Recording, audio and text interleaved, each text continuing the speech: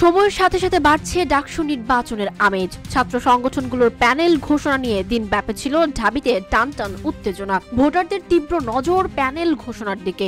অতঃপর নতুন চমক নিয়ে শিবিরের আগমন, ছাত্রদলের রানিং শিক্ষার্থী, বাকছাসের অভ্যুত্থানের সম্মুখ সারির নেতা নিয়ে গঠিত প্যানেল ঘিরে চলছে চুলচেরা বিশ্লেষণ। তবে কেমন হবে এবারের ডাকসু নির্বাচন তা নিয়ে রয়েছে নানা প্রশ্ন। ডাকসুকে বলা হয় বাংলাদেশের দ্বিতীয় সংসদ। আওয়ামী লীগ শাসনামলে নিষিদ্ধ সংগঠন ছাত্রলীগের আধিপত্যের মুখে বন্ধ ছিল ঢাকা বিশ্ববিদ্যালয়ের ছাত্র সংসদ নির্বাচন। তবে 5 আগস্ট আওয়ামী লীগ সরকারের পতনের মধ্য দিয়ে আবারও আলোচনায় আসে ঢাকা বিশ্ববিদ্যালয়ের ছাত্র রাজনীতির আঁতুড়ঘর খ্যাত ডাকসু নির্বাচন। RICL TMX, যুগের পর যুগ স্থাপনা থাকে মজবুত। স্পষ্টভাবে জানিয়েছি ছাত্রদল ডাকসু অবশ্যই অংশগ্রহণ করবে, কিন্তু আমাদের যে দাবি ছিল ছাত্রলীগের চিহ্নিত সন্ত্রাসী অর্থাৎ বিশ্ববিদ্যালয় কমিটি, হল কমিটি, অনুষদ কমিটি এবং সেন্ট্রাল কমিটিতে সর্বশেষ যে কমিটিগুলো রয়েছে তাদের সবাইকে বিচার আওতায় নিয়ে আসতে হবে। ডাকসু নিয়ে তো আসলে শিক্ষার্থীদের মধ্যে একটা উদ্দীপনা অনেক দিন থেকেই আছে এবং আমরা যেটা আশা করেছিলাম যে আসলে 5ই আগস্টের পরপরই আমরা হয়তো কয়েক মাসের মধ্যে আমরা ডাকসু নির্বাচন পাবো। তো সেটা আসলে বিলম্বিত হতে হতে বর্তমানে এই পর্যায়ে এসেছে এবং আমরা যেটা দেখেছি যে আসলে সাধারণ যে শিক্ষার্থীরা আছে তাদের মধ্যে এক ধরনের উদ্দীপনা আছে যে নতুন করে তারা ছাত্র প্রতিনিধি নির্বাচন করার সুযোগ পাবে এবং অনেক নবীন যে শিক্ষার্থীরা আছে সেই শিক্ষার্থীরা সবাই আসলে গণতন্ত্রের যে স্বাদ সেই স্বাদ নেওয়ার জন্য অনেকেই উদ্গ্রীব হয়ে আছে এবং আমরা দেখেছি যে হলে হলে কিংবা হচ্ছে ক্যাম্পাসে ক্যাম্পাসে যারা হচ্ছে প্রার্থী হবে তারা হচ্ছে তাদের প্রার্থিতা ঘোষণা করছে, যারা ভোটার আছে তারা কেমন প্রার্থী চায় সেগুলো নিয়ে আলোচনা করছে। তো আমার কাছে আমি যেটা সামগ্রিকভাবে দেখতে পাচ্ছি যে ক্যাম্পাসে বর্তমানে ডাকসু কেন্দ্রিক এক ধরনের উৎসবের আমেজ রয়েছে এবং প্রশাসনের পক্ষ থেকেও যে হচ্ছে যে ধরনের পরিবেশ নিশ্চিত করা প্রয়োজন সেই ধরনের একটা পরিবেশ ক্যাম্পাস হচ্ছে তারা নিশ্চিত করতে পেরেছেন। শিক্ষার্থীরা দলীয় প্যানেল কিংবা স্বতন্ত্রভাবে মনোনয়ন ফরম নিয়েছেন। এছাড়াও বিশ্ববিদ্যালয় প্রশাসন ডাকসু নির্বাচনের সমস্ত প্রস্তুতি সম্পন্ন করেছে। সব ঠিক থাকলে আগামী 9 সেপ্টেম্বর অনুষ্ঠিত হবে শিক্ষার্থীদের বহুল আকাঙ্ক্ষিত ডাকসু নির্বাচন। আচ্ছা, এখানে আইন শৃঙ্খলার একটা সংখ্যা তো রয়েছে, যেহেতু এখন আসলে যে পতিত যে ফ্যাসিস্টরা আছে সেই ফ্যাসিস্টের দোসররা এখনও ক্যাম্পাসের ভেতরে হচ্ছে বাহিরে সক্রিয়।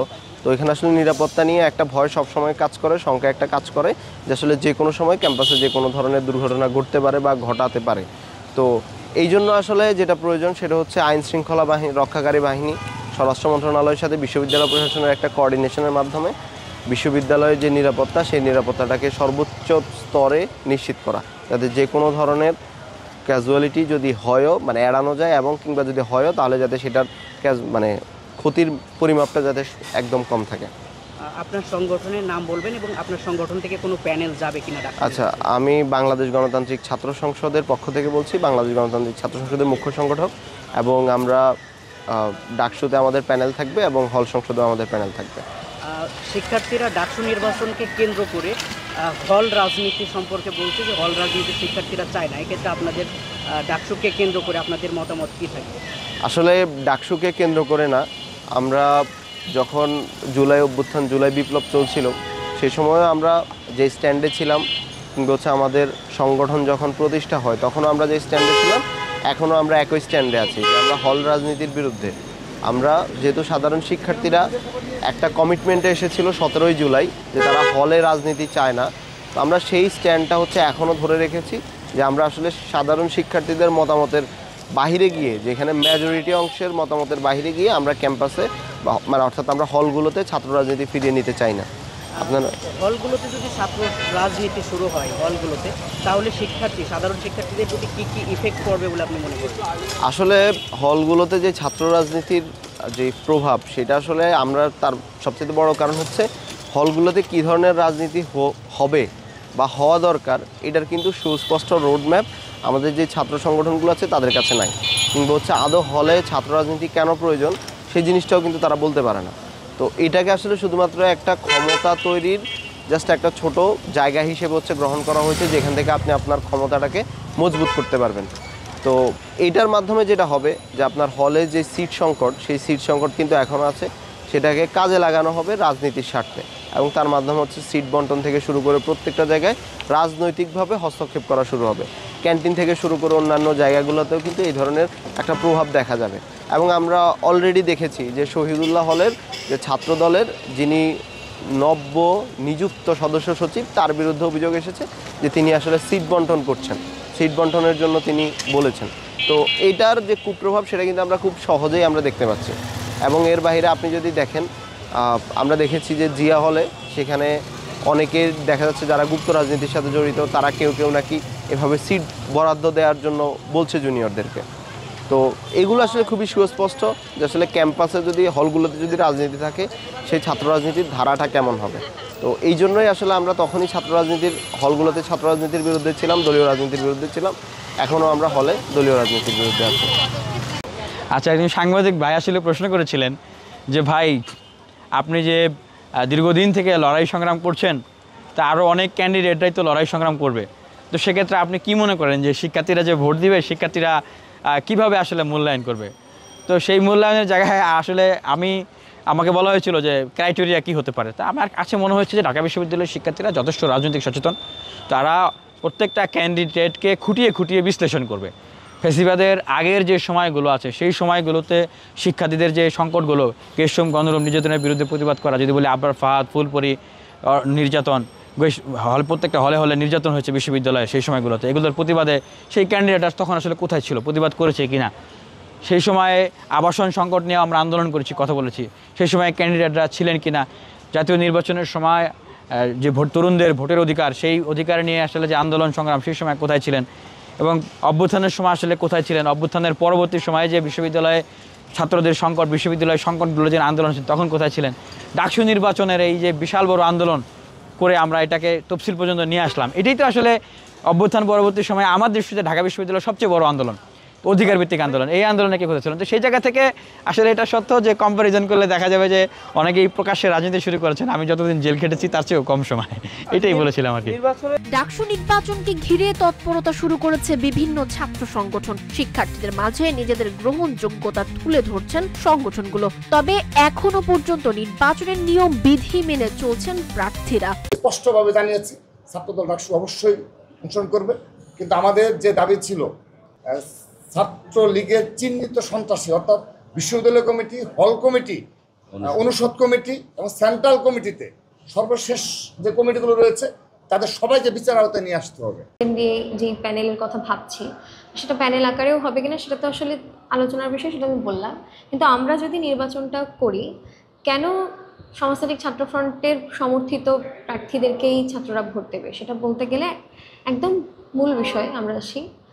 অন্য কোনো ছাত্র সংগঠন বলবে না যে শিক্ষার বাণিজ্যিকীকরণ বিরোধী আন্দোলনের সামিল হতে, অন্য কোনো সংগঠন বলবে না শিক্ষার সাম্প্রদায়িকীকরণ বিরোধী আন্দোলনে সামিল হতে। আমরা যদি একটু বাণিজ্যিকীকরণ কি সেটা যদি বলি, শিক্ষা যেটা মানুষের জন্মগতভাবে প্রাপ্ত অধিকার হওয়ার কথা ছিল, যে মানুষ হিসেবে জন্মগ্রহণ করেছে অর্থাৎ সে শিক্ষা লাভ করবে, কিন্তু বাংলাদেশের যে আর্থসামাজিক বাস্তবতায় সেটা দেখা যায় যে শিক্ষাটা এমন হয়ে যাচ্ছে যার বাবার বা যার অভিভাবকের যত ভালো পরিমাণে টাকা থাকবে, যার ভালো সামর্থ্য থাকবে, সে তত ভালো শিক্ষা পাবে। অর্থাৎ শিক্ষা হচ্ছে একটা বাণিজ্যের পণ্য হয়ে গিয়েছে। কিন্তু শিক্ষা তো আমার রাইট, আর যেটা আমার রাইট সেটাকে নিয়ে বাণিজ্য করার তো কোনো এখতিয়ার কারণেই। ফলে এই প্রশ্নগুলো কিন্তু আমরাই করি। এটা হচ্ছে শিক্ষা ব্যবস্থার একদম বেসিক দাবি যদি আমরা বলি, তাহলে এই লড়াইটা আমরা করছি। যদি আমরা ঢাকা বিশ্ববিদ্যালয়ের বাজেটের দিকে তাকাই, 1035.45 লক্ষ টাকার বাজেট এসেছে। তো এত বড় বাজেটের মধ্যে গবেষণার বাজেট কতটুকু? 21.57 লক্ষ টাকা, যেটা মোট বাজেটের 2.08%। গত বছর যে বাজেটটা ছিল সেই বাজেটেও এটা 2.12% ছিল। এই বছরে এটা বাড়ার কথা ছিল না, কারণ আমরা তো একটা গণ অভ্যুত্থান, একটা বৈষম্যহীন শিক্ষা ব্যবস্থার জন্য লড়েছি, শুধুমাত্র চাকরি ক্ষেত্রে সংস্কারের জন্য আমরা লড়িনি। তাহলে সেই জায়গায় এসে না বেড়ে এটা আরও 0.4 কমে গেল কেন? তাহলে এই বেসিক প্রশ্ন কিন্তু কোনো ছাত্র সংগঠন করে নাই। এমনকি যে বাজেট প্রকাশিত হলো, তাহলে সেটা নিয়ে বিবৃতি কিন্তু বা সেটা নিয়ে একটা ন্যূনতম আলোচনা করা, প্রশ্ন করা, প্রশাসনকে প্রশ্ন করা, রাষ্ট্রকে প্রশ্ন করা, সেটা কমই হয়েছে। এবার যদি আমরা একটু হলের দিকে তাকাই, হলে কিন্তু ক্যান্টিনের খাবারের মান অতীব জঘন্য। তাহলে এই যে ক্যান্টিনের খাবারের মানটা বাড়ানো এবং একই সাথে ছাত্রদের জন্য যেই দামটা রাখা দরকার, অর্থাৎ ক্যান্টিনের খাবারের মান বাড়াও এবং দাম কমাও, এই বেসিক দাবিটা কিন্তু এগুলো নিয়ে আমরাই লড়েছি, এখনও লড়ছি এবং তার পূর্ব থেকেই আমরা লড়ে আসছি।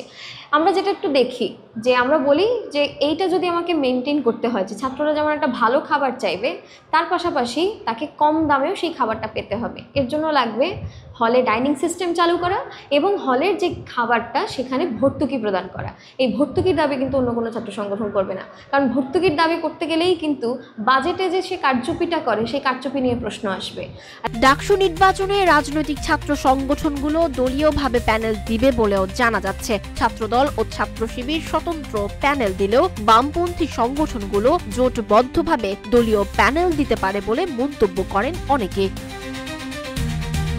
স্বতন্ত্রভাবেও নির্বাচনের মনোনয়ন ফরম নিচ্ছেন অনেকেই। এবারের ডাকসু নির্বাচন সকল শিক্ষার্থীদের অংশগ্রহণের মধ্য দিয়ে অবাধ এবং সুষ্ঠু নির্বাচন হবে বলে আশা করেন শিক্ষার্থীরা। তবে নির্বাচনের শেষ পর্যন্ত কে বা কারা আস্থার জায়গা ধরে রাখতে পারবেন তার উত্তর মেলাতে অপেক্ষা করতে হবে ডাকসু নির্বাচনের শেষ দিন পর্যন্ত।